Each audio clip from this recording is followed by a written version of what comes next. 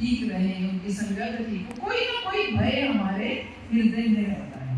तो जब हम भजन करना शुरू करते हैं, नाम जप करना शुरू करते हैं, तो हमारा सबसे पहला इफेक्ट ये है कि हमारा भय समाप्त हो जाता है ना, भय समाप्त हो जाता है।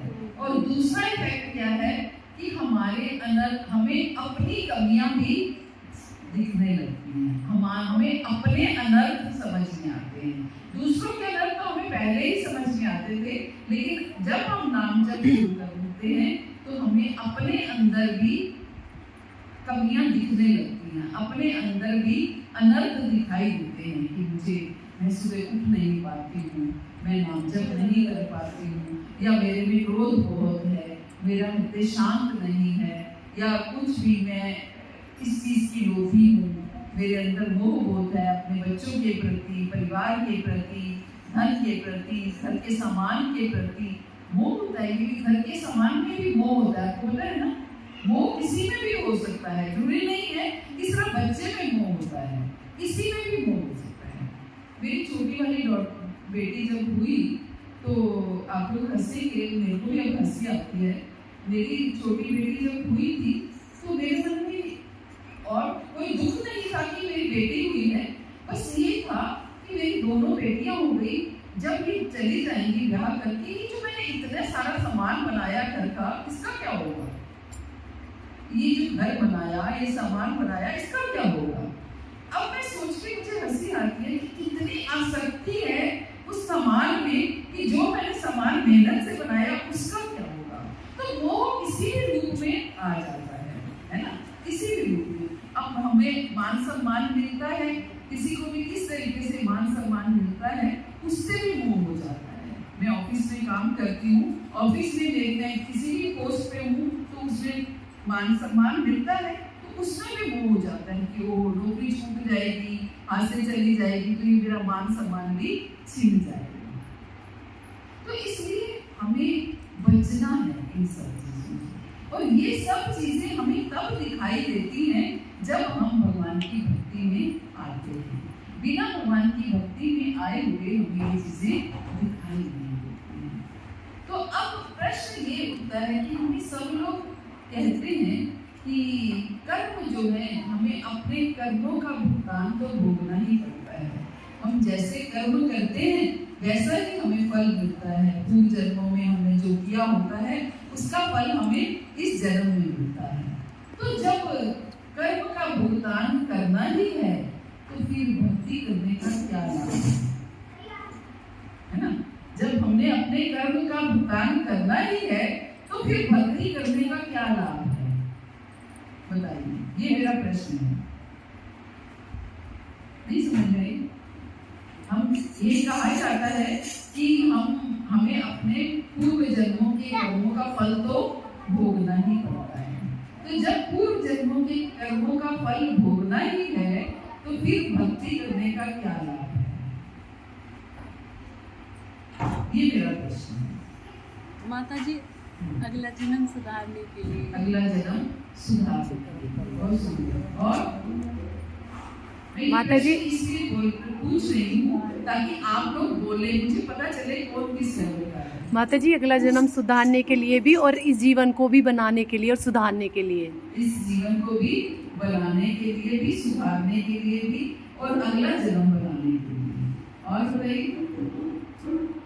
और जो हम इस जीवन में भोग रहे हैं, मतलब उसे सामना करने के लिए, मतलब हम दृढ़ निश्चय हो जाएंगे, भाई भक्ति भी कर रहे हैं, मतलब पक्के हो जाएंगे, ये हमें भोगना है, मतलब विश्वास अंदर से जाग जाए, मतलब जो इस जीवन में हम भुगतान कर रहे हैं उसका हम उसको सहने की शक्ति हमें आएगा।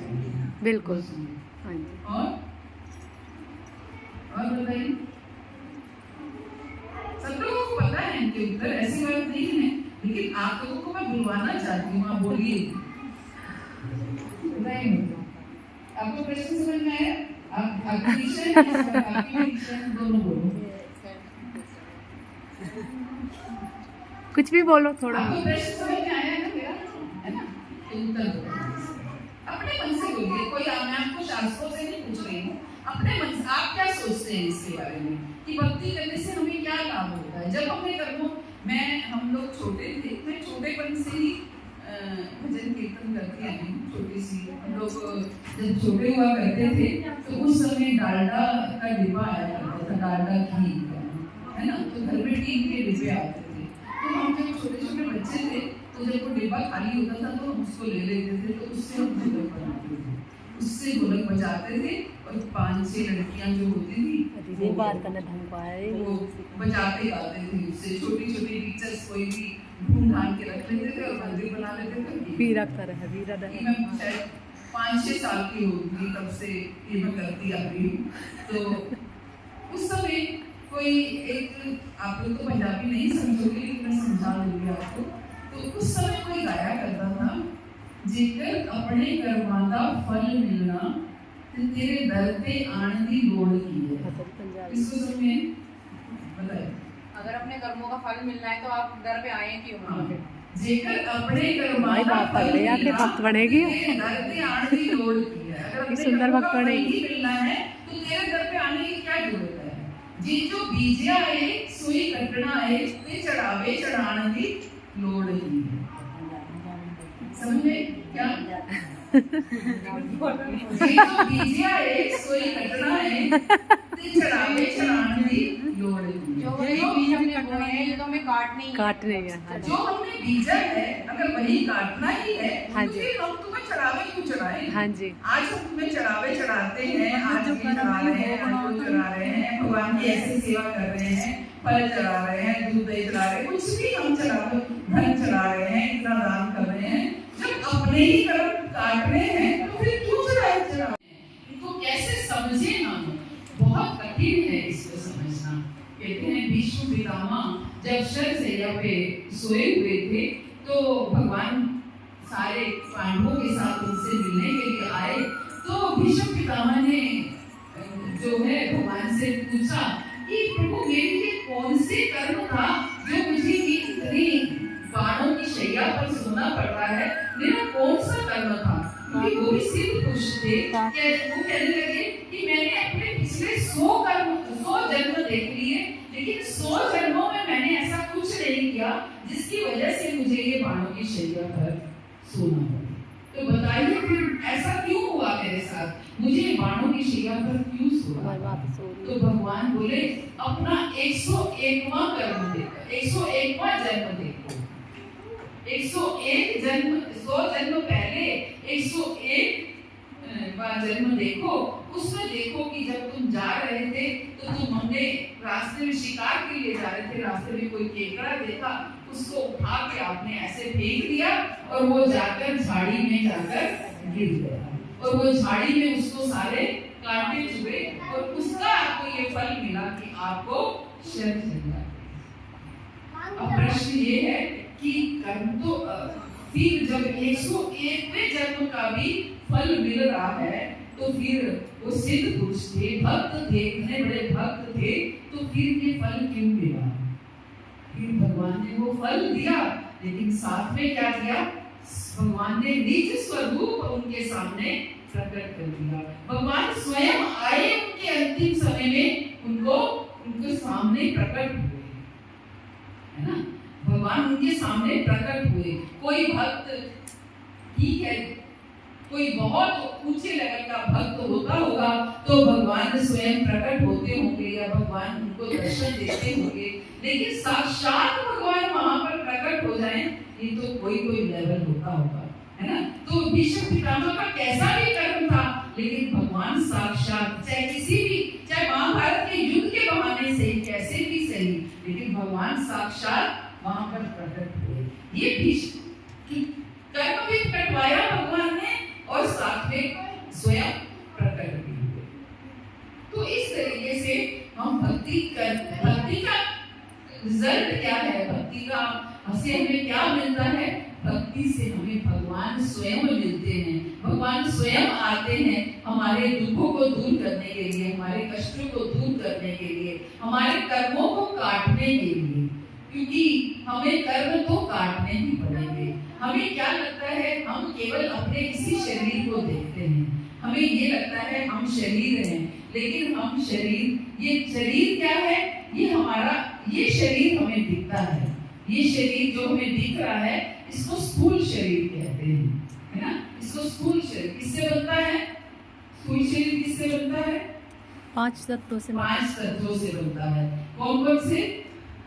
जल, अग्नि, वायु और आकाश, पृथ्वी। पृथ्वी, जल, अग्नि, वायु और आकाश। भूमि, जल, वायु, अग्नि और आकाश, इन 5 तत्वों से ये शरीर बनता है। हम जब हमारा शरीर जो है, हम जब मृत्यु होती है तो क्या करते हैं? कहते हैं ना ये मिट्टी है, अब तो मिट्टी हो गया, कुछ नहीं है अब इसमें, थोड़ा समय रखा रहता है तो बदबू आने लगती है ना, मिट्टी हो जाता है। तो ये पूरा शरीर हमारा मिट्टी है।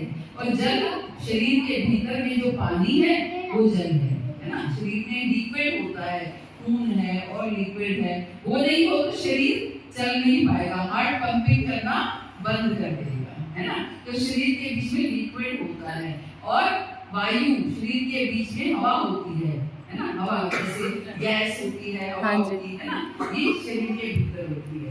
और अग्नि, जो हमारा बॉडी गर्म रहती है, शरीर थोड़ा गर्म रहता है, जब मृत्यु होती है तो क्या कहते हैं? ठंडा हो गया, है ना, ठंडा हो गया, ये हमारी शरीर की अग्नि होती है।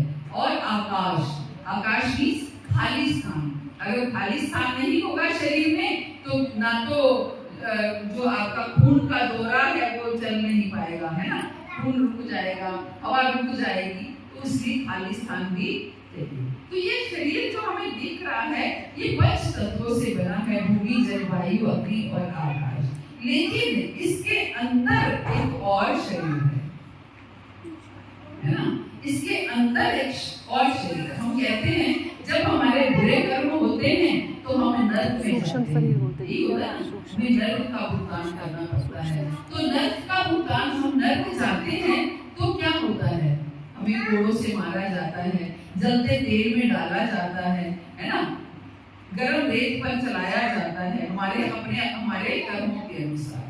अगर हमें हमारे कर्म खराब है तो नर्क में जाएंगे, तो ये सब कर्म ये कराया जाता है। लेकिन शरीर तो हमारा यहाँ जला दिया गया, समाप्त हो गया, दफना दिया गया, तो फिर नरकों में क्या, नरकों में किसको सजा मिलती है? नरक में किसको सजा मिलती है? शरीर तो यही समाप्त हो गया, तो आत्मा सच्चिदानंद है, आत्मा हमेशा माता जी सूक्ष्म शरीर जाता है। माता जी हमारा सूक्ष्म शरीर, इस शरीर के अंदर एक और शरीर है ना, एक और शरीर है, सूक्ष्म शरीर, कोई आकार नहीं होता। वो शरीर किससे बनता है? मन, बुद्धि, अहंकार से बनता है। मन, बुद्धि, अहंकार से वो शरीर बनता है।